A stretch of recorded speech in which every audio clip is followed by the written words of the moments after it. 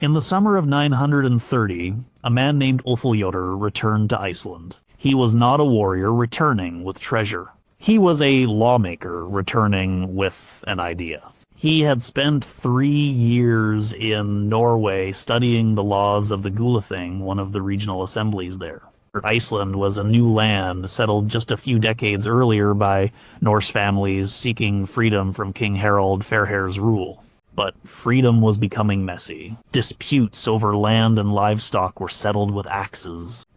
There was no common ground, no single authority to appeal to. It was chaos. So Ulfljótur, on behalf of the chieftains, brought back a legal code. And his foster brother, Grimur Geitskor, was tasked with finding a place for everyone to meet. He walked the island. He looked for a place that was accessible to all, a place where people from the north, south, east, and west could gather. So he found it in the southwest, a rift valley carved by the pulling apart of two continents. It had a cliff face that acted as a natural amplifier, a river running through it, and a large plain for camping. And they called it Thingvellir, the assembly plains. That year, for the first time, the chieftains and free people of Iceland gathered. They stood before a rock called the Logberg, the Law Rock. The first law speaker, a man chosen for his wisdom and memory, recited 1/3 of the island's new laws from memory. Anyone could come to the Logberg and state their case. They created a court system. They made decisions that affected the entire nation. They did this without a king, without a central executive power. It was an assembly of equals under the law. They called it the Althing. It has met almost every year since. Around the same time, on a small island in the Irish Sea called the Isle of Man, a similar thing was happening. Norse settlers there, a mix of Norwegians and Danes, needed a way to govern themselves. They established their own assembly on a hill called Tynwald Hill. The name comes from the same Old Norse word, Thingvellir. Here, leaders from the island's 16 parishes would meet. The laws of the island would be read aloud in both Manx and English so everyone could hear and understand them. This tradition continues today. Every July 5th, the legislature of the Isle of Man meets at Tynwald Hill in an open-air ceremony. The Tynwald, like the Althing, is one of the oldest continuous parliaments in the world. These were not just meetings. They were the start of an idea, the idea that people could govern themselves through agreed-upon laws discussed in a public assembly. An idea from the Viking Age that is still working more than 1,000 years later. Number 20, your last name might be a Viking echo. Erik Olafsson was a farmer. He lived in a small Swedish village in the 11th century. His life was tied to the land and the seasons. He was not a famous king or a great warrior. His name was not written in any saga, but his name held a story. He was Eric, the son of Olaf. That was it. Olafsson was not a family name in the way we think of it today. It was a description. It told everyone in the village who his father was. If Eric had a son named Magnus, the boy would be known as Magnus Erickson. If he had a daughter named Astrid, she would be Astrid Eriksdottir. This was the patronymic system. Your name was a direct link to the person who came before you. This system was common across Scandinavia. It was simple and practical. In a world of small communities, it provided clarity. It placed you within a family, within a generation. When Scandinavians began to travel and settle elsewhere, they took this naming convention with them. They went to England, to Normandy, to Iceland, to Russia. They brought their names and their way of creating names. In England, the Anglo-Saxons had their own naming traditions. But in the areas of heavy Norse settlement, the Danelaw, the Scandinavian influence was strong. Names like Johnson, Erickson, and Thompson began to appear. They were fixed versions of the old system. Instead of changing with each generation, a family decided to stick with one. John's son became the family name Johnson forever. This happened gradually, over centuries. As governments grew and needed to keep better records for taxes and land ownership, permanent surnames became necessary. The old fluid system was too confusing for a bureaucrat in London. Think about the year 1379. King Richard II of England introduced a poll tax. Every person had to be recorded. Tax collectors traveled from village to village, writing down names.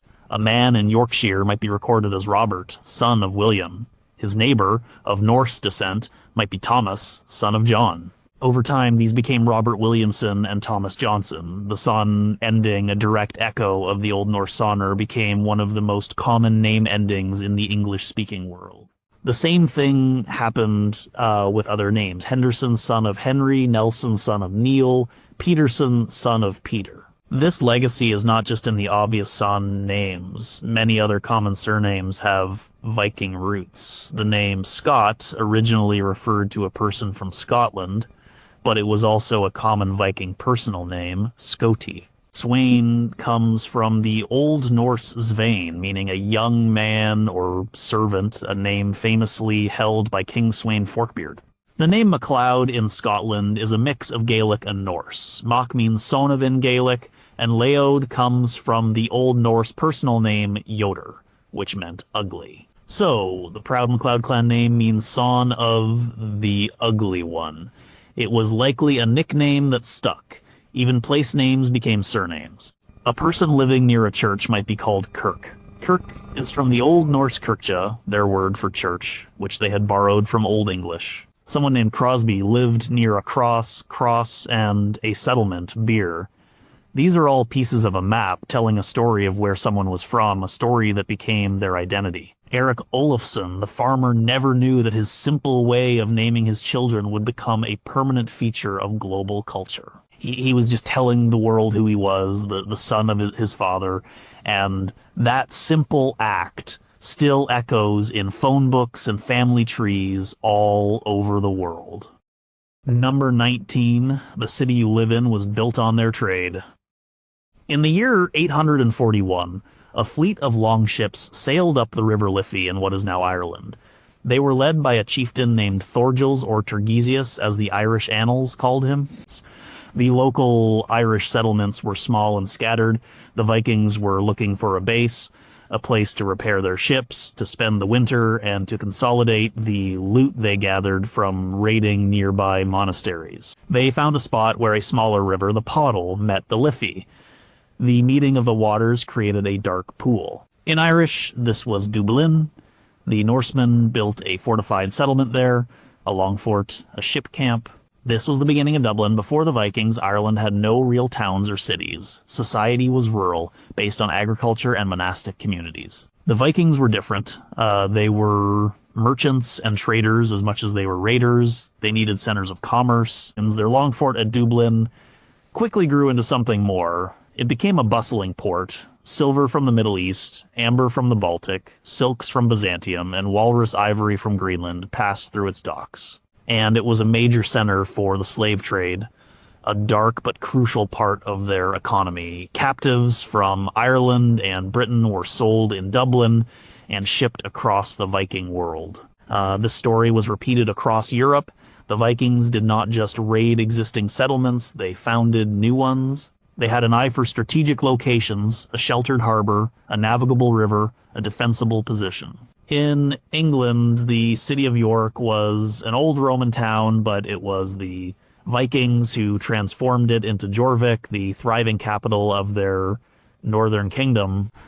It became the second most important city in England after London, a center of manufacturing for everything from combs to coins. In France, the city of Rouen became the capital of the Viking leader Rollo's new Duchy of Normandy. Its position on the River Seine made it a perfect gateway for trade between Paris and the English Channel. Let's go back to Dublin. By the 10th century, it was a major city. Archaeologists excavating the Wood Quay site in the 1970s uncovered an incredibly well-preserved Viking settlement. They found the remains of houses, workshops, and pathways. They found artifacts that showed the scale of its trade network coins from Samarkand, pottery from the Rhineland, pieces of silk from the Far East. They found evidence of a diverse economy.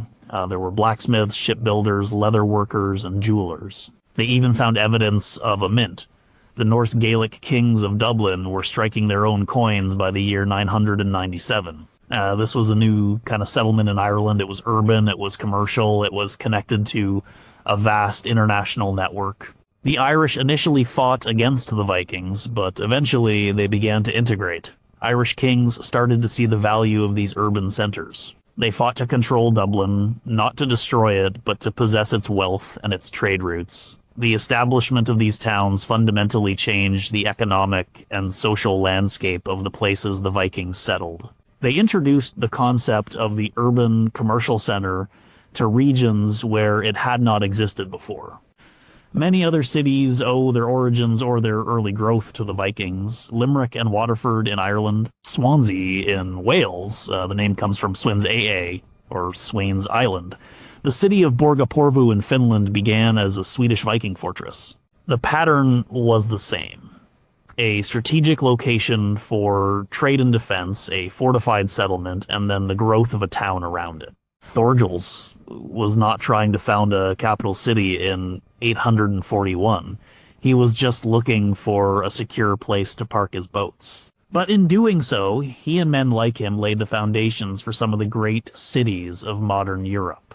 Their instinct for commerce created the urban centers that would drive the economy for the next 1,000 years.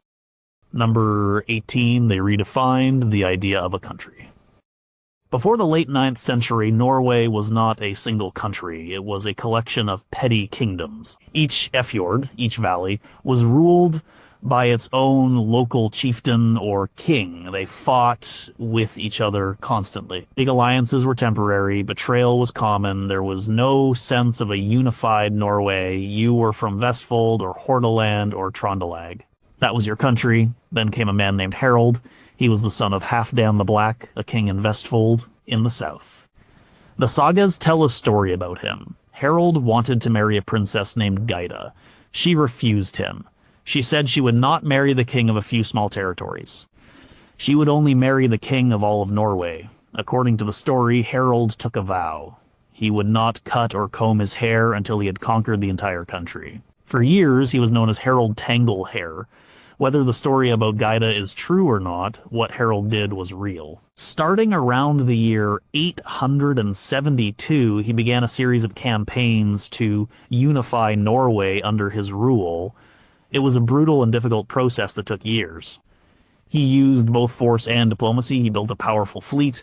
He crushed his rivals in battle. His most famous victory was at the Battle of Hafrsfjord. There he defeated a coalition of chieftains from the west.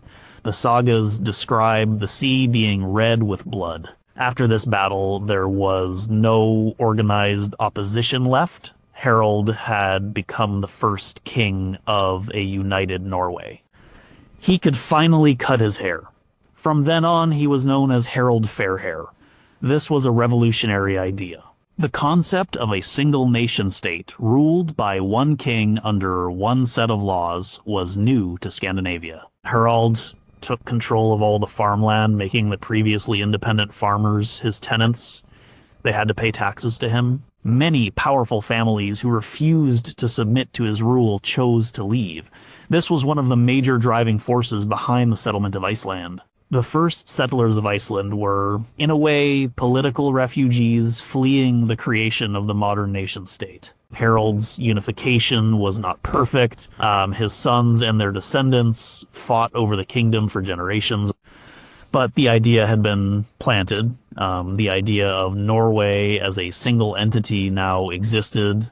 This process was mirrored in the other Scandinavian countries. In Denmark, a king named Gorm the Old began to consolidate power in the early 10th century. His son Harald Bluetooth completed the job. On a large runestone in the town of Jelling, Harold Bluetooth carved an inscription. It says he was the herald who won all of Denmark and Norway and made the Danes Christian. It is a birth certificate for the nation of Denmark. In Sweden, the process was slower and is less clearly documented. But by the 11th century, a single king, Olaf Skotkonung, was ruling over the main territories of the Swedes and the Geats. The Vikings, through ambitious leaders like Harold Fairhair and Harold Bluetooth, were forging nations. They were replacing the old system of fragmented tribal territories with centralized monarchies. This was not a peaceful or gentle process. It involved a lot of violence and the loss of old freedoms, but it laid the groundwork for the modern countries of Scandinavia. When we look at a map of Europe today and see the borders of Norway, Denmark, and Sweden, we are looking at the direct result of the political consolidation that began in the Viking Age. And Harold Fairhair was not thinking about the 21st century. He was thinking about power. He was thinking about subduing his rivals. But in his ambition, he created a new political reality. He created a country, and that act of creation, repeated across Scandinavia, was one of the most enduring political legacies of the Viking Age. Number 17, they showed Europe how to fight at sea. For centuries, sea battles in Europe were clumsy affairs. They were mostly land battles fought on water. The ships would get close to each other, sailors would throw spears or shoot arrows, and then they would try to board the enemy vessel. The goal was to turn the sea battle into a fight between soldiers on a wooden platform. The ships themselves were not the primary weapon. They were just a means of transport. The Vikings changed that. For them, the ship was the weapon. A man named Olaf Tryggvason, who would later become King of Norway, demonstrated this in the year 999. He was facing a combined fleet of his enemies, the Swedes and the Danes, along with a rival Norwegian earl. The battle took place near an island called Svolder, though its exact location is now lost. Olaf had a famous ship, a great longship called the Long Serpent. It was the largest and most powerful warship of its time. Olaf was heavily outnumbered. The enemy fleet had perhaps 70 ships. Olaf had only 11, but he had a strategy. He used his ships in a new way.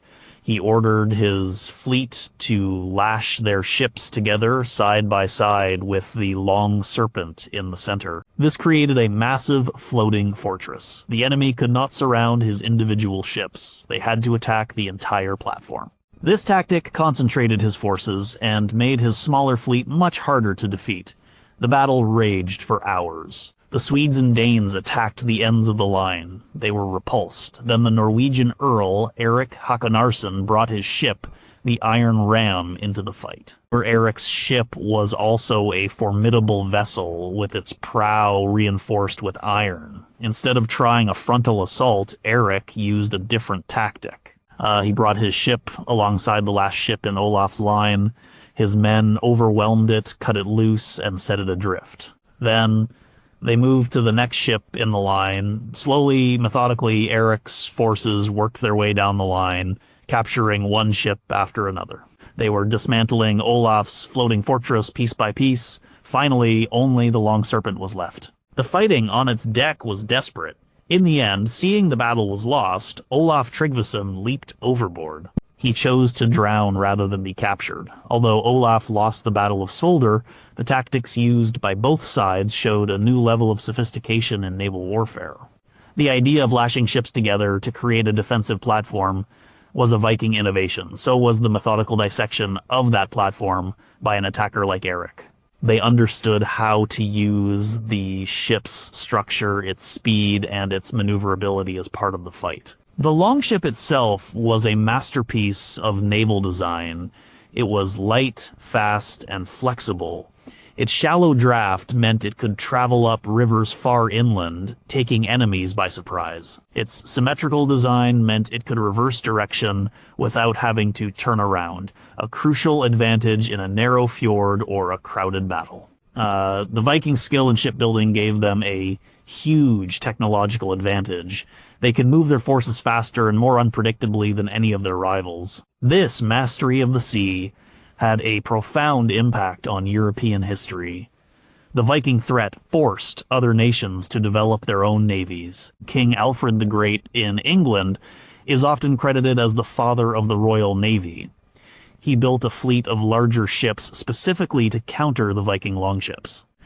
He was learning from his enemy. The naval tactics and ship designs of the Viking Age influenced shipbuilding and naval strategy for centuries. The idea of a purpose-built warship designed for speed and combat rather than just transport was a legacy that came directly from the fjords of Scandinavia. The Battle of Svolder was a clash between Viking chieftains, but the lessons learned on that day would shape how wars were fought on the sea for a long time to come. Number 16, you can thank them for the English you speak. In the late 9th century, a Danish farmer named Bjorn stood in a field in what is now Lincolnshire, England. He had come to England with the Great Heathen Army, but the fighting was over now. He had been given a piece of land to farm in the new territory controlled by the Danes, the Danelaw. His new neighbors were Anglo-Saxons. He did not speak their language. They did not speak his. Bjorn spoke Old Norse.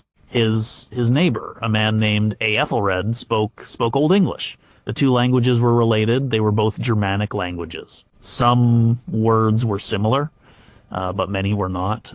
Bjorn's word for the sky was sky. Ethelred's was Heofan. Bjorn's word for a knife was Niffer. Ethelred's was Siax.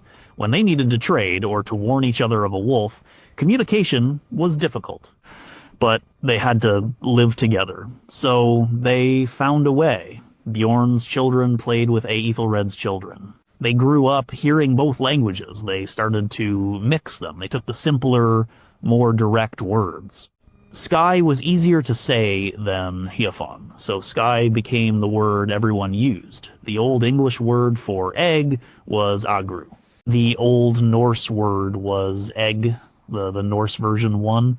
The same thing happened with hundreds of basic everyday words: law, husband, window, dirt, ugly, wrong, anger, guest. These are all Viking words. The influence went deeper than just vocabulary. Old English was a complicated language. It had grammatical gender. A table might be masculine, a chair feminine. It had complex endings for nouns and verbs. Old Norse also had these things, but they were different. When two people are trying to communicate and their grammars are different, they tend to simplify. They drop the complicated parts. This is what happened in the Danelaw. The grammatical gender of Old English started to disappear. The complex word endings were worn down. The language became more direct, more flexible. Pronouns were one of the biggest changes. The Anglo-Saxons had pronouns like he and hera. The Norse used their, time, and thera. These Norse pronouns became the modern English words they, them, and thera. It is a fundamental part of our language, and it came directly from the Vikings. We can still see the map of this linguistic mixing today. Look at the place names in England. Any town name that ends in by, like Grimsby or Derby, comes from the Old Norse word byr, meaning a farmstead or village. Any name ending in thorpe, like Scunthorpe, comes from thorpe, meaning an outlying settlement. A name ending in thwaite, like Braithwaite, comes from thate, a clearing in the forest. These names are all clustered in the north and east of England, the area of the Old Danelaw. They are a linguistic fossil record of the Viking settlement. For decades, Bjorn and Ethelred and their families lived side by side. They intermarried, their languages merged. They were creating a new hybrid language, a simpler and more powerful version of English. When the Normans conquered England in 1066, they brought their own language, French. For a while, England had three languages: French for the ruling class, Latin for the church, and English for the common people. The English that survived and eventually re-emerged as the national language was not the Old English of the Anglo-Saxons. It was the heavily Scandinavian-influenced English of the Danelaw. Without the Viking settlements, the English we speak today would be a very different language. It would likely be much more complex, more like modern German. It would be missing thousands of its most common and essential words. The Danish farmer Bjorn never knew he was a linguistic revolutionary. He was just trying to talk to his neighbor. But that simple daily struggle for communication, repeated in thousands of villages across the Danelaw, permanently changed the course of the English language. Number 15, they created the modern jury system. In the year 1014 in Iceland, a man named Engjal Thorgeirsson found himself in the middle of a bitter legal dispute. His sons had killed a man named Thord. The case was brought to the Althing, the great annual assembly. Engjal was a man famous for his knowledge of the law. He was not a chieftain or a warrior, but his wisdom was respected throughout the island. The story of his life and his legal battles is told in Ingjal's Saga, one of the most famous Icelandic sagas. At the Althing, the case was not decided by a king or a judge. It was decided by a group of Ingjal's peers. The legal system the Norse settlers had created in Iceland was remarkable. It relied on a form of jury. For a major case, a panel of 36 men, or sometimes 48, would be assembled. These were local landowners. Both the plaintiff and the defendant had the right to challenge and dismiss potential jurors. The goal was to find a group of men who were seen as impartial. This group did not decide guilt or innocence in the way a modern jury does. Their role was to swear oaths. They would listen to the evidence and the arguments presented by both sides, then they would swear an oath that they believed one side's case was more just than the other's. It was a judgment on the character and the evidence of the parties involved. If a sufficient number of jurors swore for one side, that side won the case. In his case, Njal skillfully navigated the complex legal procedures. He argued points of law, he called witnesses. He managed to secure a settlement. Instead of a blood feud, a payment of Wergild or Mon gold was agreed upon. A price was set for the life of the man who had been killed, and Njal's family had to pay it. This was the primary goal of the Viking legal system, to replace endless cycles of revenge with negotiated, legally binding settlements. The system was not perfect, feuds still happened, but it provided an alternative to violence. This concept of a judgment by one's peers was not unique to Iceland, but the Vikings developed it and spread it.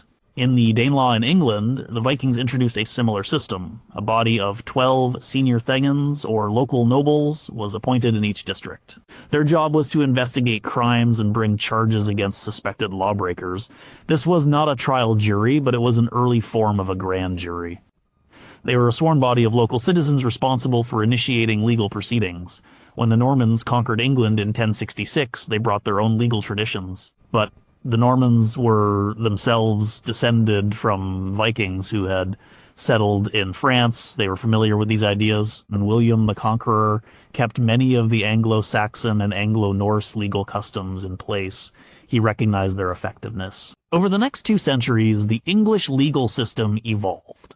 The role of the 12-man panel changed from accusers to fact-finders. By the reign of Henry II in the late 12th century, the trial jury, as we would recognize it today, began to take shape.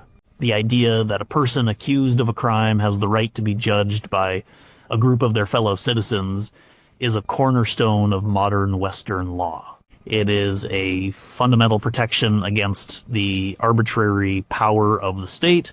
This idea did not appear out of nowhere. It has a long and complex history, but its roots can be traced back to the assemblies of the Viking Age. 2 men like Njal standing before his peers at the Althing, trying to use law and reason to solve a dispute instead of an axe. The legal system of the Vikings was their attempt to create order in a violent world, and that attempt laid the foundation for a legal principle that is still a vital part of justice systems around the globe. Number 14, their stories are the blueprint for modern fantasy. In the 1220s, an Icelandic scholar and chieftain named Snorri Sturluson sat down to write.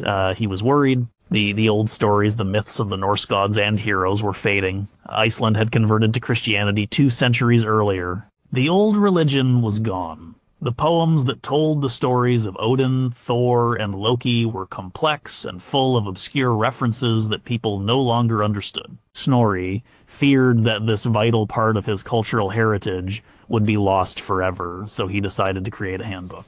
A guide for young poets so they could understand the old myths and continue to use them in their poetry. He called it the Edda, which might mean great-grandmother or poetry. We call it the Prose Edda. In it, Snorri systematically laid out the entire Norse cosmology. He told the story of the creation of the world from the body of a giant named Ymir. He described the 9 realms connected by the Great World Tree, Yggdrasil. And he detailed the lives and adventures of the gods in Asgard. Odin, the Allfather, who sacrificed his eye for wisdom, Thor, the thunder god, with his mighty hammer, Mjolnir, and Loki, the cunning trickster god. Snorri did something brilliant. He presented these stories within a Christian framework to make them acceptable. He claimed that the Norse gods were actually human heroes from the ancient city of Troy, who, over time, came to be worshipped as deities. It was a clever way to preserve the pagan myths in a Christian society. At around the same time, other anonymous scribes in Iceland were writing down the Poetic Edda, a collection of the original Old Norse poems that Snorri had used as his sources. Together, these works preserved one of the great mythologies of the world, and it was a mythology full of powerful ideas and characters. It was a world of gods who were not perfect, they were flawed, ambitious, and often foolish. It was a world of dwarves who were master craftsmen, elves who were mysterious and beautiful, and giants who were the forces of chaos. It was a world that was doomed. The gods knew that one day, the final battle of Ragnarok would come, and they would be defeated. But they faced this doom with courage. For centuries, these stories were largely unknown outside of Scandinavia. But in the 19th and 20th centuries, they were rediscovered, and they had a huge impact on modern culture. An English professor at Oxford University named J.R.R. Tolkien was deeply influenced by Norse mythology. He read the sagas and the Eddas in the original Old Norse. His world of Middle-earth is filled with echoes of these ancient stories. His dwarves living underground and obsessed with gold and craftsmanship are drawn directly from the dwarves of Norse myth. His wizards, like Gandalf, have much in common with Odin, who often wandered the world in disguise as an old, gray, cloaked man with a staff. The name Gandalf itself and the names of all the dwarves in The Hobbit are taken directly from a list of dwarf names in the Poetic Edda.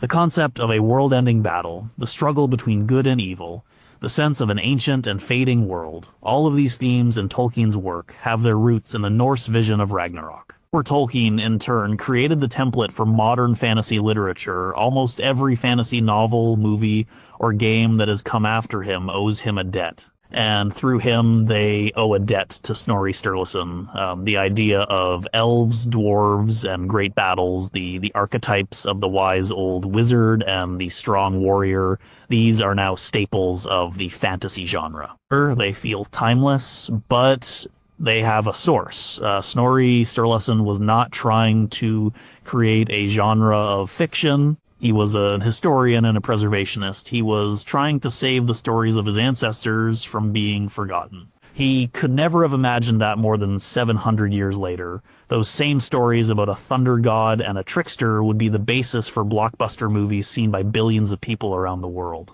He was just a man writing in a cold stone house in Iceland, trying to keep a few old poems alive, and in doing so, he gave the world the building blocks for countless new ones. Number 13, they connected the world through trade. In the early 10th century, a man we know only from a runic inscription as Ilafir took a journey. He was a Rus, one of the Swedish Vikings who had traveled east down the great rivers of what is now Russia and Ukraine. He was a merchant.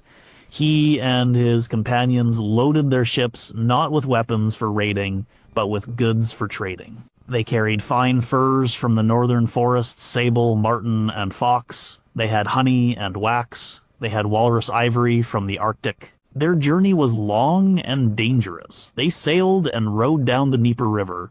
At several points, they had to pull their ships out of the water and drag them overland on rollers to get past impassable rapids. They had to be constantly on guard against attacks from local tribes like the Pechenegs. Finally, they reached the Black Sea.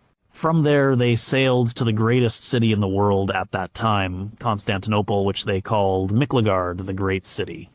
In the markets of Constantinople, Ilafir and his fellow merchants sold their northern goods. In return, they bought luxury items that were unavailable in Scandinavia. They bought silk, spices, wine, and jewelry. But the most important thing they acquired was silver. The Byzantine Empire and the Islamic caliphates to the east had rich silver mines, and Scandinavia had none. The Vikings craved this silver. It was the basis of their economy. They used it for trade, and they wore it as a status symbol in the form of arm rings and necklaces. The most common form of this silver was the dirham, a coin from the Abbasid Caliphate. Archaeologists have found hundreds of thousands of these Arabic coins in Viking hoards all over Scandinavia, Britain, and Russia. A hoard found on the Swedish island of Gotland alone contained more than 14,000 dirhams. These coins are physical proof of the vast trade network the Vikings created.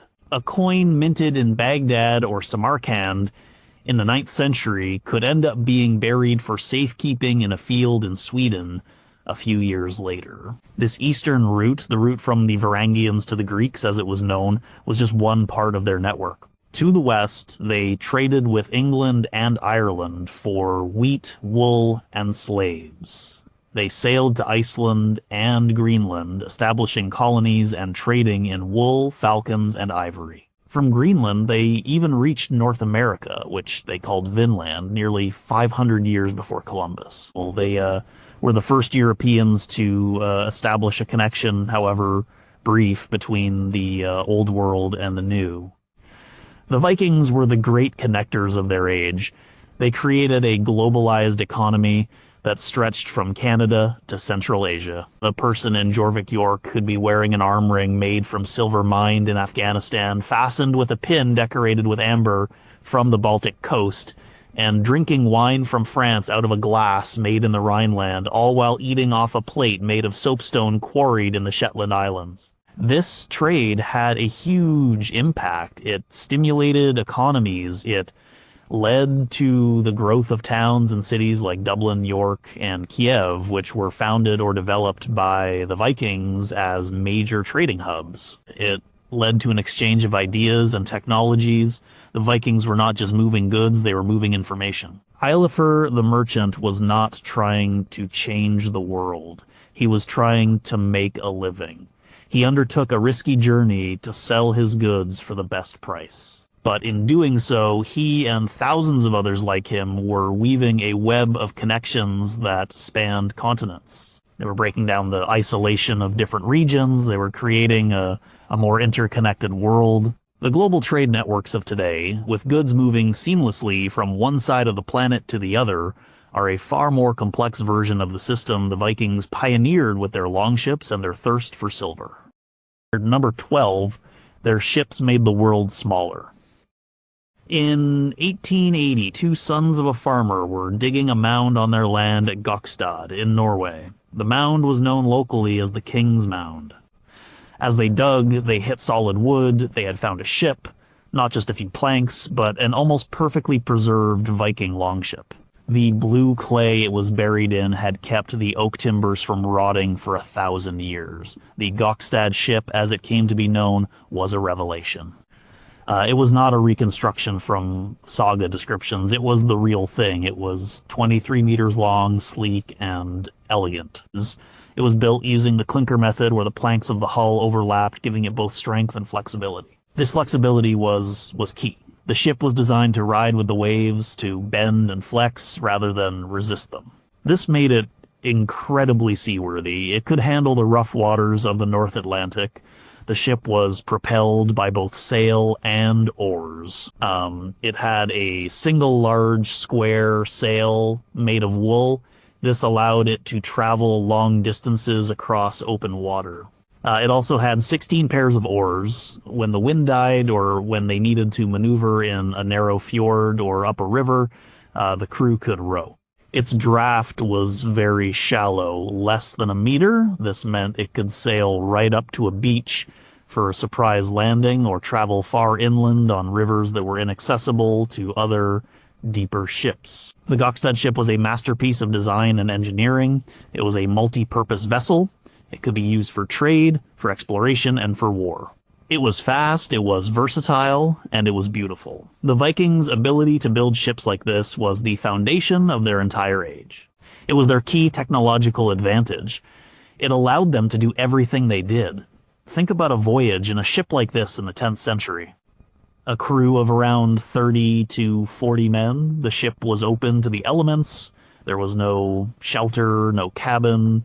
They slept and ate on the open deck in leather sleeping bags. They carried their own food and water. They navigated using their knowledge of the sun, the stars, and the patterns of the coastline. They watched for the flight of birds and the color of the water. It was a hard and dangerous way to travel, but it was effective. In 1893, a Norwegian captain named Magnus Anderson built an exact replica of the Gokstad ship, which he named the Viking. He and a crew of 11 men sailed it from Norway to America for the Chicago World's Fair.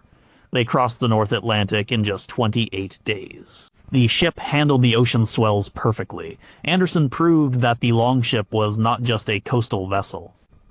It was a true ocean-going craft. The Vikings had other types of ships too. For long-distance trade, they used a vessel called a nar. The nar was wider and deeper than a longship. It had more space for cargo and a smaller crew. It relied more on its sail and less on oars. This was the kind of ship that Leif Erickson used to sail to North America.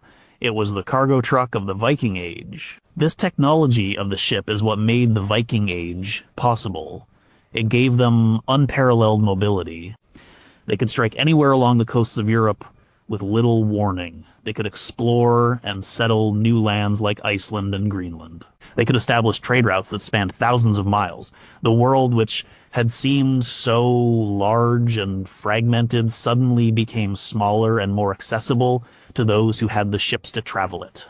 The Gokstad ship sits in a museum in Oslo today. It is a powerful object. It is a piece of technology that changed the course of history. It is a reminder that a single innovation, in this case, a better way to build a boat, can reshape the world. The legacy of that ship is in the connections it forged, the lands it discovered, and the way it transformed the sea from a barrier into a highway.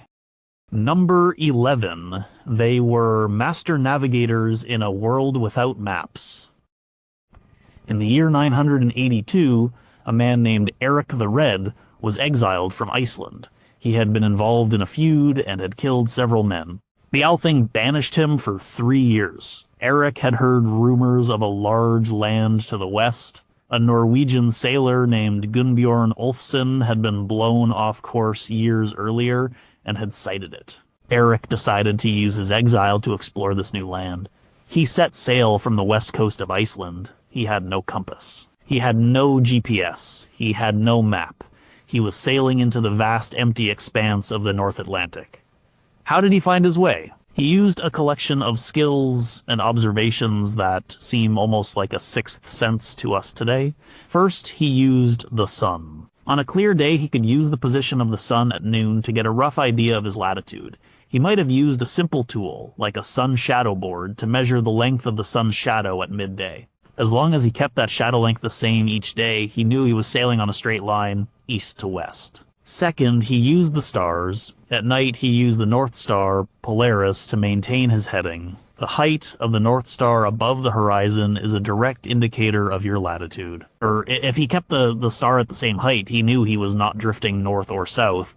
But the North Atlantic is often cloudy. The sun and stars are not always visible, so the Vikings had other methods. They were expert observers of the natural world. They understood the patterns of waves and swells. They knew that a certain kind of long, rolling swell came from the deep ocean, while a shorter, choppier wave pattern indicated they were approaching land. They also used wildlife. They watched for the flight of seabirds like gannets and guillemots. They knew how far these birds would typically fly from their nesting grounds. If they saw these birds in the morning flying away from the ship, they knew land was in that direction. If they saw them in the evening flying towards the ship, they knew they were flying home to land, and the Vikings could follow them. They even carried their own birds, ravens, on their ships. A famous Viking explorer named Floki Vilgerdarsson used this method to find Iceland, where he released a raven. The first two returned to the ship. The third flew off in a straight line. Floki followed it and found the island. They paid attention to the color and smell of the water. They could spot the distant loom of land, a faint lightening of the sky above a large landmass, long before the land itself was visible. They could smell the land on the wind. The scent of wood smoke or of vegetation carried for miles over the water. Using this combination of celestial navigation and keen environmental observation, Eric the Red found the land he was looking for. He spent his 3 years of exile exploring its coast. He found fjords and green pastures in the southwest. When his exile was over, he returned to Iceland to recruit settlers. He gave the new land a clever name. He called it Greenland. He reasoned that people would be more likely to go there if it had an attractive name. It worked. In 986, a fleet of 25 ships carrying hundreds of settlers set out from Iceland for Greenland. 14 of them made it. They established a colony that survived for nearly 500 years. This ability to navigate across vast stretches of open ocean was a remarkable achievement.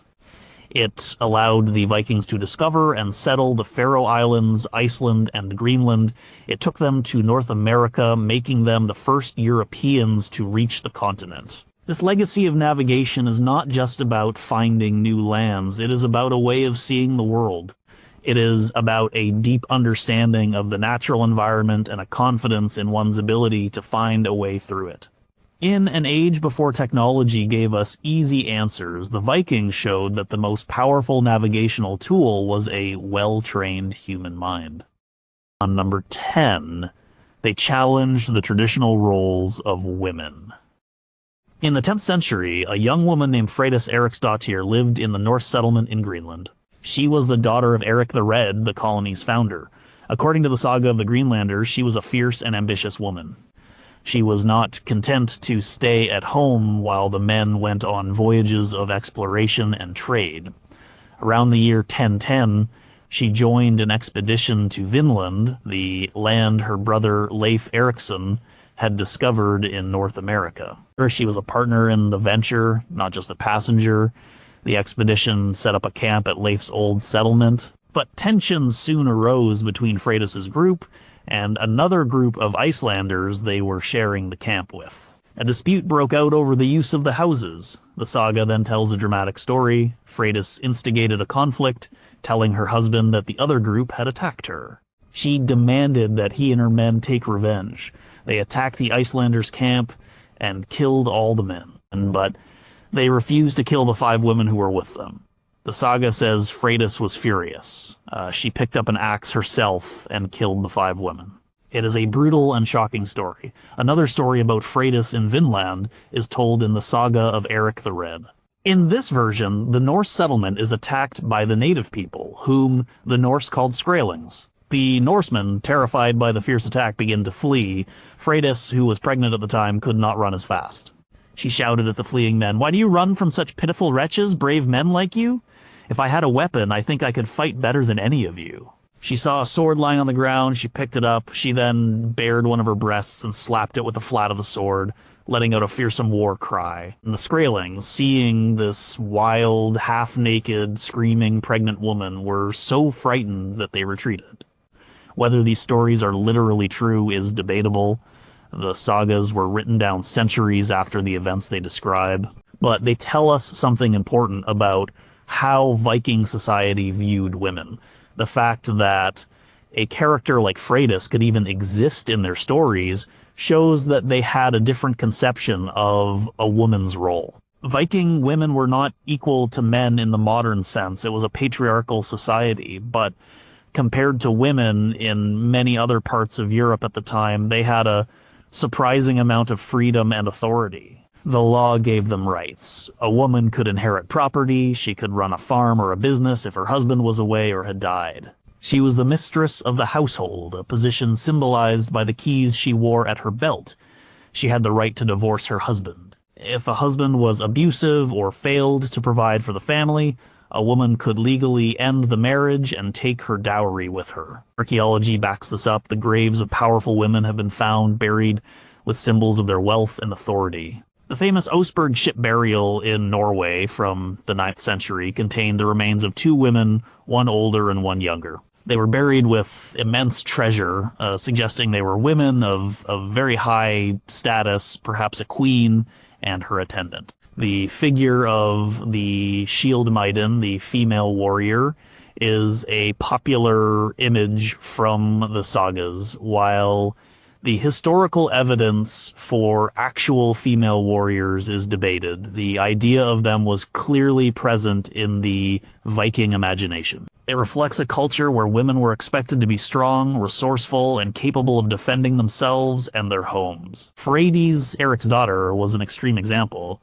but her story and the legal and social position of women in the Viking Age represents a legacy of female agency. It shows a society where women were not just passive figures, but could be active participants in exploration, commerce, and the shaping of their own destinies. This tradition of strong, independent women is a cultural thread that has remained particularly prominent in Scandinavian societies to this day. Number 9. Their art is still all around you. In the year 965, King Harald Bluetooth of Denmark ordered a large stone to be raised in the town of Jelling. He had just consolidated his rule over all of Denmark and had converted his people to Christianity. He wanted to create a monument to his achievements. The stone he created is one of the most famous pieces of Viking art. On one side, it has a carving of a great beast, a lion-like creature fighting a serpent. This represents the power of the king. On another side, it has the earliest depiction of Jesus Christ found in Scandinavia. He is shown with his arms outstretched, not on a cross, but entangled in the branches of a tree, which might be a reference to the world tree, Yggdrasil. The third side has a long runic inscription which reads, "King Haraldr ordered this monument made in memory of Gormr his father, and in memory of Thurv his mother, that Haraldr who won for himself all of Denmark and Norway and made the Danes Christian." The Jelling stone is a masterpiece of the artistic style that bears its name. The Jelling style and the other Viking art styles like Boré, Ringerike, and Ernas are characterized by their complex interwoven patterns. They are full of animals, real and imaginary, whose bodies are elongated and twisted into intricate loops and knots. The art is dynamic and full of energy. It is not static or realistic. It is a controlled explosion of stylized forms. This art was not just for kings and monuments. It was everywhere. It was carved into the prows of their ships. It was on their weapons and their jewelry. A simple wooden cart found in the Oseberg ship burial is covered in complex animal carvings. A silver brooch, a bronze weather vane, the handle of a sword, all were opportunities for artistic expression. The Vikings wanted the objects of their daily lives to be beautiful. This artistic tradition did not die out with the Viking Age, though it blended with other European styles. You can see its influence in the Romanesque and Gothic art that followed, especially in Britain and Ireland, in the form of complex knotwork and animal motifs. But its most powerful legacy might be in the modern world. In the late 19th and early 20th centuries, there was a revival of interest in Viking art. Artists and designers, particularly in Scandinavia, began to look back at their own history for inspiration. They were tired of the classical styles that dominated European art. They wanted something that was uniquely their own. They found it in the powerful abstract patterns of their Viking ancestors. This led to the development of what is sometimes called the Nordic or Scandinavian design style. This style emphasizes clean lines, simple forms, and natural materials, but within that simplicity, there is often a love of complex patterns and organic shapes that can be traced back to Viking art. Think of the jewelry of George Jensen, the glassware of Orifors, or the furniture of Alvar Aalto. There is an echo of the old Norse love of intricate, flowing lines in their work. This influence extends even to popular culture. The knotwork patterns, often called Celtic knots, that are so popular in modern tattoos and jewelry, are just as much a part of the Viking artistic heritage. The dragon-headed prows of fantasy ships, the intricate designs on the weapons in video games, the stylized animal logos of heavy metal bands, all of these draw on the visual language that was perfected by Viking artists 1,000 years ago. Harald Bluetooth wanted his stone to be a permanent record of his power. He could not have known that the artistic style he used would be far more enduring than his kingdom. It became part of the visual DNA of Northern Europe. The next time you see a complex looping pattern on a piece of jewelry or a stylized animal on a modern design, you might be looking at a faint echo of an artist who lived 1,000 years ago, carefully carving a serpent's body into a twisting knot on the side of a ship. Number 8, they changed how land was valued and fought over. In the year 878, a Viking army led by a chieftain named Guthrum was defeated by King Alfred the Great of Wessex at the Battle of Edington. As part of the peace treaty, Guthrum and his leading warriors agreed to be baptized as Christians. But another, more important part of the treaty was the division of England. And a line was drawn across the country from London up to the northwest. To the south and west of the line was Alfred's kingdom. To the north and east was the territory controlled by the Vikings. This became known as the Danelaw. This was not just a political boundary, it represented a new way of thinking about land. For the Vikings, land was not just something to be ruled over. It was something to be owned, settled, and farmed by individuals. The great heathen army, which had arrived in England in 865, was not just a raiding party. It was an army of settlers.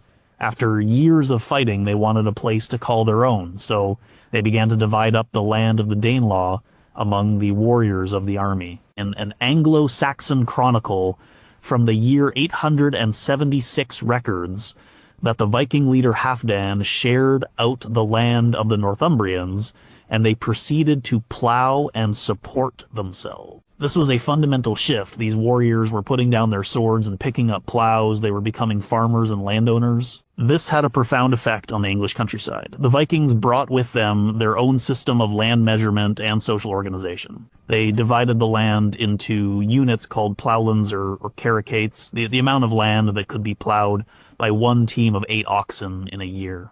In some areas, they established a class of free peasant farmers known as sokemen. These men owned their own land and had a degree of independence that was less common in the more feudal Anglo-Saxon South. The establishment of the Danelaw also changed the nature of warfare in England.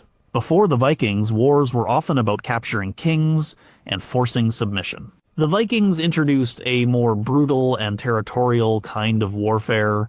They fought for control of land and resources. This forced the Anglo-Saxons to adapt. King Alfred, in his struggle against the Vikings, reorganized his own kingdom to fight them more effectively. He built a series of fortified towns called burhs across his kingdom. These were defensive strongholds, but they were also centers of commerce and administration. He created a standing army, dividing his forces so that one half was always in the field while the other half was at home tending their farms. He also built a navy to challenge the Vikings at sea.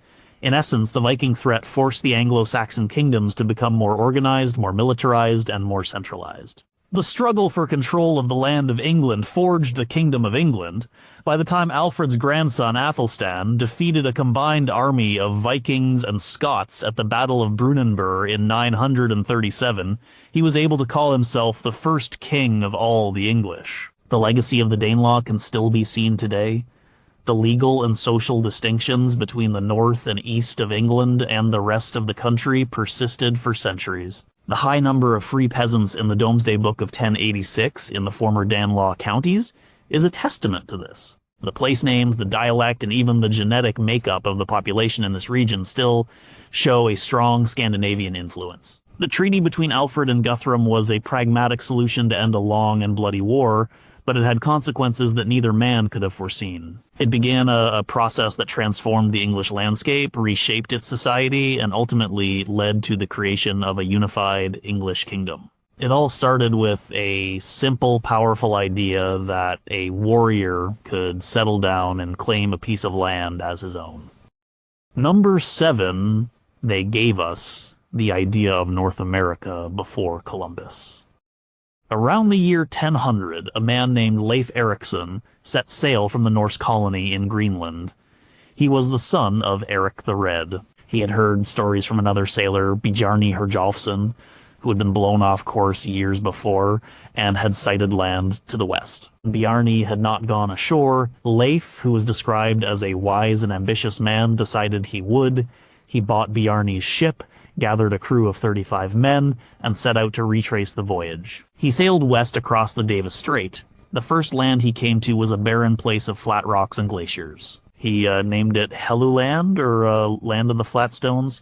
This was likely Baffin Island in modern Canada. He continued south. The next land he found was flat and wooded with white sandy beaches. He called it Markland, or Forest Land. This was probably the coast of Labrador. He sailed south again for 2 more days before he found a third, more promising land. They found a place where a river flowed out of a lake into the sea. The land was rich. There were salmon in the river, larger than any they had ever seen. The climate was mild. There was so much dew on the grass that when they touched it and brought their hands to their mouths, it tasted sweet. Most importantly, they found grapes growing wild. This was astonishing to them. Grapes did not grow in Greenland or Iceland. Because of this, Leif named the land Vinland, or Winland. They built a small settlement with several large houses and spent the winter there. They explored the surrounding country. The saga says that one day, a German member of the crew named Turker went missing. They found him in the woods, very excited, speaking German and babbling about finding grapes. As a German, he recognized them immediately. Then Leif and his crew returned to Greenland the following spring with a cargo of timber and grapes. Timber was an incredibly valuable resource for the Greenlanders, as very few trees grew on their own island. Leif's discovery caused a great stir. Several other expeditions to Vinland followed over the next few years. Leif's brother Thorvald went and was killed in a skirmish with the native people. Another expedition, led by a man named Thorfinn Karlsefni, attempted to establish a permanent colony.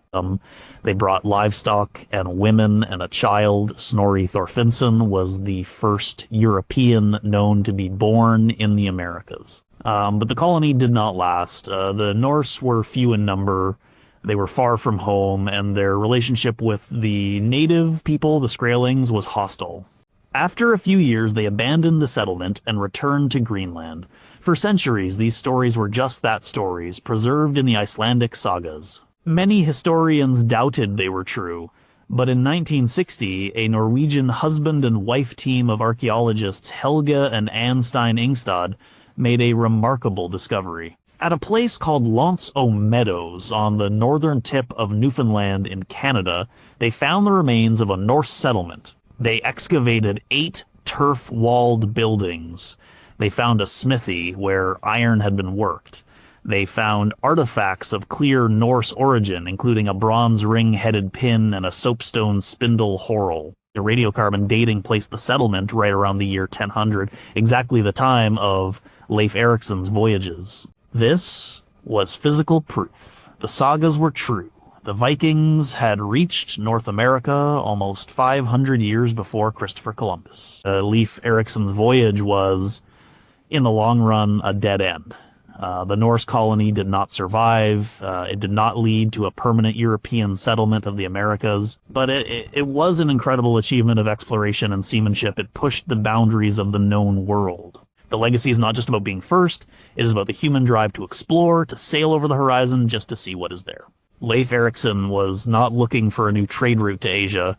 He was simply following a rumor driven by curiosity and courage. And in doing so, he and his small crew became the first Europeans to stand on the shores of a new world. Number 6, your weekend exists because of them. In the year 995, a Viking leader named Olaf Tryggvason came to power in Norway. He had spent years abroad as a mercenary in the East and raiding in England. During his time away, he had converted to Christianity. When he returned to Norway and became king, he was determined to convert his own people, by force if necessary. This was part of a broader shift happening across Scandinavia. For centuries, the Norse had worshipped their own pantheon of gods Odin, Thor, Freyja. Their week was structured around their work and their beliefs. The names of our days of the week are a direct legacy of this. Tuesday is Tyr's Day, Wednesday is Woden's Odin's Day, Thursday is Thor's Day, Friday is Frigg's or Freyja's Day. These names were adopted into Old English from the shared Germanic pagan heritage, but the Norse had no concept of a weekend. The idea of a fixed day of rest was a foreign one. Their lives were governed by the seasons and the demands of farming, fishing, and raiding. You worked when there was work to be done. You rested when you could. Christianity brought a new rhythm to life. The Christian week was centered around the Sabbath, a day of rest and worship based on the Jewish tradition. For Christians, this was Sunday, when kings like Olaf Tryggvason and later Olaf II, who became Saint Olaf, imposed Christianity on their people. They also imposed the Christian calendar. This was not an easy or peaceful process. Many people resisted the new religion. The sagas are full of stories of kings destroying pagan temples and forcing local chieftains to be baptized. The introduction of Sunday as a mandatory day of rest was a major social change. Laws were passed forbidding work on Sundays. People were required to attend church. But there was another Norse tradition that, over time, blended with this new Christian practice to create the weekend we know today. This was the tradition of Lagerdag, which means washing day. This was Saturday. It was the day for bathing and preparing for the week ahead. This custom of a Saturday cleanup was so ingrained in Norse culture that an English churchman, John of Wallingford, complained about the Vikings' seductive habits. He wrote with some annoyance that they were too popular with English women because they combed their hair every day, bathed every Saturday, and changed their clothes frequently. So, as Christianity spread, a new pattern emerged. Saturday, the traditional Norse Lagerdag, became a day of preparation. Sunday, the new Christian Sabbath, became a day of rest. This 2-day period at the end of the week, one for personal chores and one for religious observance, was the beginning of the concept of the weekend. It took centuries for this to become a formalized secular institution. The Industrial Revolution in the 19th century was a major step, as workers began to campaign for a half-day off on Saturday in addition to Sunday. But the cultural seed was planted much earlier. It was the result of a merger between two different worlds, the pragmatic, hygiene-conscious world of the Vikings and the structured religious world of Christian Europe. Olaf Tryggvason did not set out to invent the weekend. He was a zealous convert trying to bring his kingdom into the fold of Christian Europe. But enforcing a new weekly rhythm on his people, he started a process that combined with their existing customs to create a pattern of life that we now take for granted. The simple pleasure of having a Saturday to get things done and a Sunday to relax is a distant echo of a time when Viking bathing habits met Christian laws. Number 5, they built Russia. In the middle of the 9th century, the Slavic and Finnic tribes living along the rivers of what is now northwestern Russia were in a state of chaos. They fought amongst themselves constantly. There was no law, no order. According to the Russian Primary Chronicle, a history compiled in Kiev in the 12th century, they decided they needed someone to rule over them and bring peace. So in the year 862, they sent a delegation across the Baltic Sea to a people called the Rus. The Chronicle says the delegates told the Rus, "Our land is great and rich, but there is no order in it. Come to rule and reign over us." The Rus were Scandinavians, most likely from Sweden. They were known to the local tribes as Varangians. They were traders and warriors who had been traveling the eastern river routes for years. 3 brothers from the Rus accepted the invitation. Their names were Rurik, Cineas, and Truvor. They came with their kinsmen and settled in the lands of the eastern Slavs. This Rurik established himself in the town of Novgorod. His brothers settled in other nearby towns. After his brothers died, Rurik became the sole ruler of the region. He is considered the founder of the Rurik dynasty, which would rule Russia for more than 700 years until 1598. From this northern base, the Rus began to expand. 2 of Rurik's men, Askold and Deer, traveled south down the Dnieper River. They came upon a small hill town called Kiev. They captured it and made it their base. A generation later, Rurik's successor, Oleg, came south with a large army. He killed Askold and Deer and captured Kiev for himself. The Chronicle quotes Oleg as declaring, "Let Kiev be the mother of Rus cities." He was right. Under the rule of the Rus, Kiev grew from a small settlement into the center of a powerful state known as the Kievan Ruses. This was the first organized state in the region, the ancestor of modern Russia, Ukraine, and Belarus. The Rus established a vast trading network using the rivers to connect the Baltic Sea with the Black Sea and the Byzantine Empire. They traded furs, slaves, and wax for Byzantine silver and silk. They formed an elite ruling class, a military aristocracy that governed the Slavic majority. The name Russia itself comes from these Viking founders, the local tribes called the Scandinavian newcomers the Ruses. The land they ruled became known as the Land of the Ruses, which eventually evolved into Russia. Over time, the Scandinavian Rus assimilated into the local Slavic culture. They adopted the Slavic language and customs. Rurik's great-grandson, Vladimir the Great, who ruled in the late 10th century, made a momentous decision. He wanted to unite his diverse and sprawling state under a single religion. According to the Chronicle, he sent envoys to investigate the major religions of the world. They were unimpressed by Islam and Judaism. They found the Catholic churches of the Germans to be gloomy, but when they arrived in Constantinople and witnessed the ceremony at the great church of Hagia Sophia, they were overwhelmed. They reported back to Vladimir, "We no longer knew whether we were in heaven or on earth." In 988, Vladimir converted to Orthodox Christianity. He had his people baptized in the Dnieper River. This decision had enormous consequences. It aligned the Kievan Ruses with the Byzantine Empire, not with Rome. It shaped the cultural and religious identity of Russia for the next 1,000 years. The Cyrillic alphabet, the Orthodox faith, the iconography, all of these came to Russia from Byzantium via the state created by the Vikings. Rurik was not a nation builder in the modern sense. He was a Scandinavian chieftain looking for opportunity. He and his followers were likely invited not as kings, but as mercenaries to provide protection and order, for which they would be paid. But they stayed. They took control. They built a state. The creation of Russia was not a planned event. It was the unintended consequence of a group of foreign warriors and traders imposing their rule on a fractured land.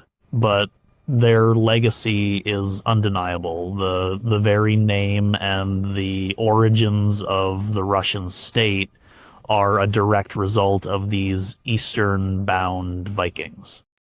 Number 4, they fueled Europe's economy with stolen silver.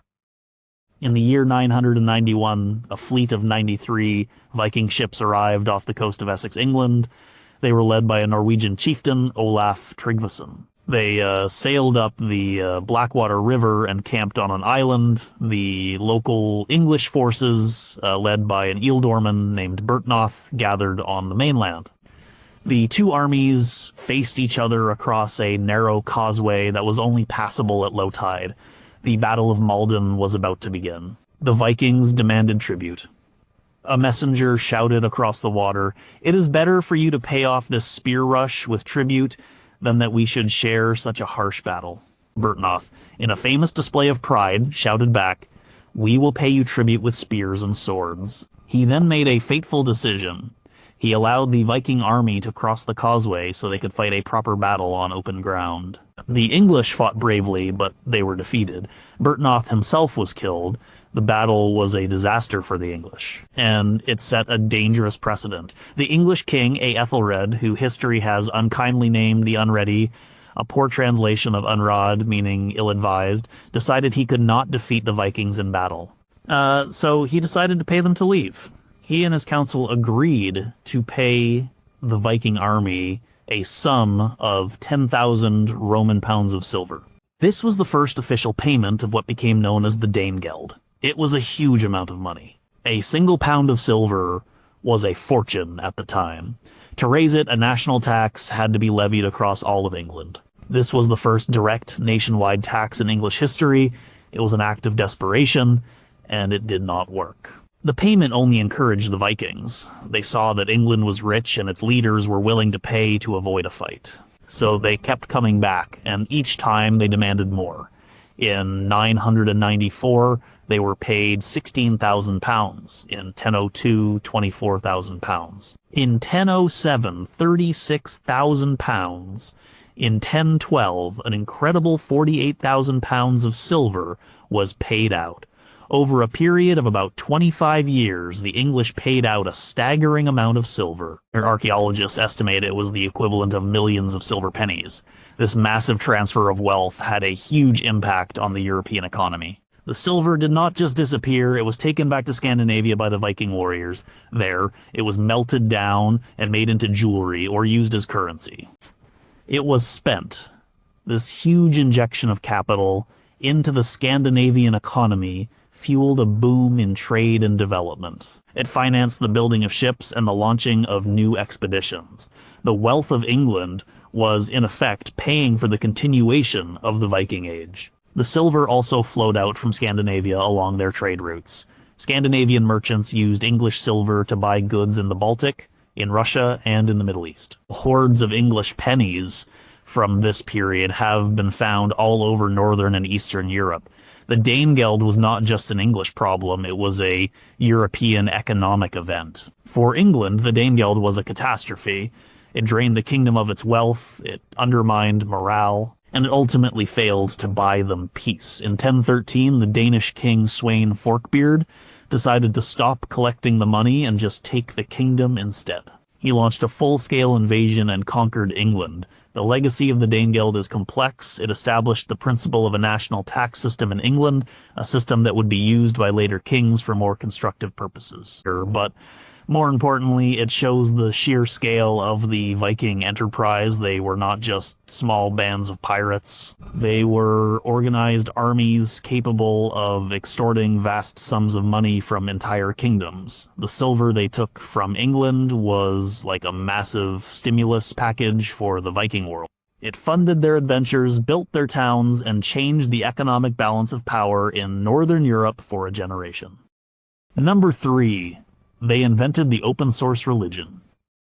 In the late 9th century, a Norse settler in Iceland named Thorolf Mosterskeg was preparing to leave his home in Norway. He was a devout follower of the old gods, particularly Thor. He refused to live under the rule of King Harald Fairhair, who was unifying Norway and imposing his authority. So Thorolf decided to emigrate to the new land of Iceland. Before he left, he performed a ritual. He dismantled his temple to Thor. He took the high seat pillars, the sacred wooden posts that stood on either side of the chieftain's seat, and brought them with him on his ship. When he approached the coast of Iceland, he threw the pillars overboard. He vowed that he would build his new home wherever Thor guided the pillars to land. He followed them along the coast until they washed ashore on a peninsula. He named the place Thorshafen, or Thor's Harbor. There he built his farm and a new temple. This story from the Eyrbyggja saga illustrates the personal and decentralized nature of the Norse religion. There was no pope, there was no central authority, there were no sacred books like the Bible or the Quran. There was no professional class of priests who held a monopoly on religious knowledge. The religion was a collection of stories, traditions, and rituals that varied from place to place and from family to family. A chieftain like Thorolf was his own priest. He performed the sacrifices, or blots, for his family and his community. He was the guardian of the local temple, which was often just a part of his own longhouse. Different communities might emphasize the worship of different gods. A community of warriors might focus on Odin. A community of farmers might focus on Frey. A man like Thorolf, who relied on strength and protection, looked to Thor. The beliefs themselves were flexible. There were core stories about the creation of the world and the lives of the gods, but there was no rigid dogma. The religion was more about what you did than what you believed. It was about performing the rituals that maintained a good relationship with the gods and ensured the prosperity of the community. It was about honoring your ancestors. It was about living according to a code of conduct that valued courage, honor, and hospitality. This made the Norse religion incredibly adaptable. When the Vikings traveled and settled in new lands, they often incorporated the local beliefs into their own. In Britain, they saw a similarity between their god Odin and the Anglo-Saxon god Woden. In Russia, they might have blended their beliefs with those of the local Slavic tribes. There is even evidence that some Vikings tried to have it both ways. A casting mold found in Denmark could be used to make both a Thor's hammer and a Christian cross. This was a pragmatic approach to religion. This open source quality is also why the Old Norse religion has been so successfully revived in modern times. People who follow modern Asatru or heathenry are not trying to perfectly reconstruct a lost faith. They are drawing on the same sources, the Eddas and the Sagas, to create a living religion that is meaningful to them today. They are doing what Thorolf Mosterskeg did. They are taking the core elements of the tradition and applying them to their own lives in their own communities. The decentralized, personal, and adaptable nature of the Norse faith was one of a kind. It was not a religion of conversion. They did not try to impose their beliefs on the people they conquered. It was a folk religion deeply tied to family, community, and the land. In a world of highly organized, text-based, hierarchical religions, the Viking way was different. It was a faith that was practiced, not preached. And this flexible, individualistic approach to spirituality is a legacy that continues to resonate with many people today. Number 2, they were the ultimate colonists. In the year 911, a Viking leader named Rollo and his army were camped outside the city of Chartres in France. They had been raiding the area for years. The French king, Charles the Simple, was unable to defeat them, so he decided to make a deal. He offered Rollo a huge grant of land in the north of France around the mouth of the river Seine. In return, Rollo and his men had to do 2 things. First, they had to defend the kingdom from any future Viking attacks. Second, Rollo had to be baptized and accept the king as his overlord. The agreement was formalized in the Treaty of St. Clair sur Epte. Rollo accepted. He became the first ruler of a new territory. The land he was given came to be known as Normandy, the land of the Northmen. This was a new model for Viking settlement. They were not just taking land, they were being given it in exchange for becoming part of the system they had been attacking. And Rollo and his followers adapted with astonishing speed. Within a generation, these Viking warriors had become French-speaking Christian feudal lords. And they gave up their Old Norse language and adopted the local French dialect. They abandoned their old gods for Christianity. They intermarried with the local population. They became the Normans, but they did not forget their Viking heritage. They kept their energy, their ambition, and their military skill. They became some of the most effective and aggressive soldiers in Europe. And they continued to colonize. They were no longer just looking for farmland. They were looking for kingdoms. In 1066, Rollo's great-great-great-grandson, William, Duke of Normandy, launched an invasion of England. He defeated the English army at the Battle of Hastings and became King of England. The Norman conquest fundamentally changed England, and it replaced the Anglo-Saxon ruling class with a French-speaking Norman one. It introduced a new language, a new culture, and a new system of government. The modern English language is a hybrid, a mix of Anglo-Saxon grammar and vocabulary with a huge amount of French words brought over by the Normans. But the Normans did not stop there. Other Norman adventurers went south to the Mediterranean. A family of minor Norman nobles, the sons of a man named Tancred de Hauteville, arrived in southern Italy in the early 11th century. They started as mercenaries, fighting for various local lords, but they soon realized they could conquer the land for themselves. One of the brothers, Robert Guiscard, was a brilliant and ruthless leader. By 1059, he had carved out a duchy for himself in southern Italy. His younger brother Roger crossed the strait and began the long and difficult conquest of Sicily from its Muslim rulers. By the end of the century, the de Hauteville family had created a powerful and wealthy new state, the Norman Kingdom of Sicily. It was one of the most culturally diverse and tolerant kingdoms in Europe, a place where Latin Christians, Greek Orthodox Christians, and Muslims lived and worked together under Norman rule. From a Viking raider camped outside a French city to kings of England and Sicily, it was an incredible transformation. The story of the Normans is the story of the Viking legacy in its most potent form. They showed an incredible ability to adapt to new environments, to absorb the local culture, and then to use their own inherent drive and military prowess to take control. They were the ultimate colonists. They did not just settle land, they took over and reshaped entire countries. The political map of Europe, the English language, the culture of the Mediterranean, all were permanently altered by the actions of these descendants of a Viking chieftain who decided to trade his longship for a piece of French real estate. Number 1, their idea of law is the foundation of yours. In the summer of 930, men from all over Iceland traveled to a place called Thingvellir. They came on foot and on horseback. They set up temporary camps, Budir, on the plains. For 2 weeks, this place became the center of the nation. This was the first meeting of the Althing. There was no king, there was no president, there was no central government in Iceland. The power was held by about 40 local chieftains called Godar. The Althing was where these chieftains and any freeman who wanted to attend came together to make laws and to settle disputes. The heart of the Althing was the Logberg, the Law Rock. Here, a man called the Law Speaker, the Logsogumadur, would stand. He was elected for a 3-year term. His job was to memorize the entire legal code of Iceland, and over the course of his term, recite it out loud to the assembled people.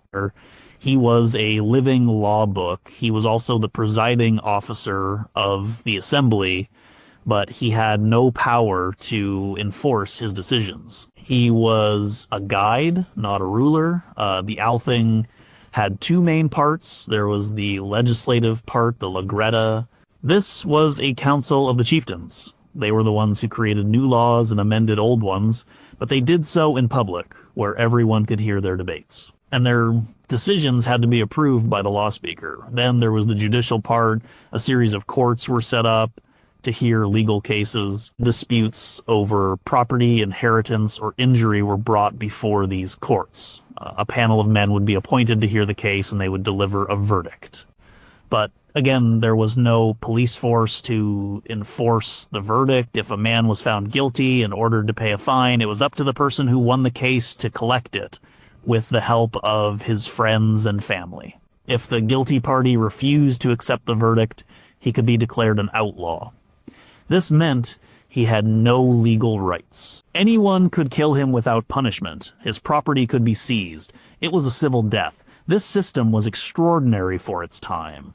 It was a government based on law and consent, not on the power of a single ruler. It was a form of republic created by Viking settlers who had deliberately left behind the growing power of kings in Norway. They were trying to create a society of free men governed by laws they made themselves. The system was based on a fundamental idea that law was a common agreement. It was not something handed down from on high by a king or a god. It was something that the community created together for the good of the community.